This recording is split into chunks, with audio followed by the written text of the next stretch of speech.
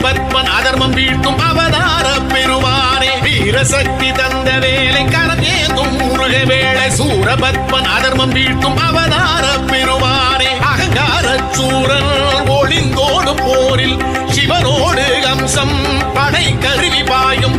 அகங்கார சூரன் ஒளிந்தோடு போரில் சிவனோடு அம்சம் படை கருவி பாயும் விலகு விலகு பகையே அருமுகனின் படையும் வருவே உலகில் மறையும் மாயை ஒரு நொடியில் காணும் அழிவை வடிவேல் கரம் எனவே பகை வீழும் தலை சாயும் முடிவில் காணும் வெற்றி முடிவில் காணும் வெற்றி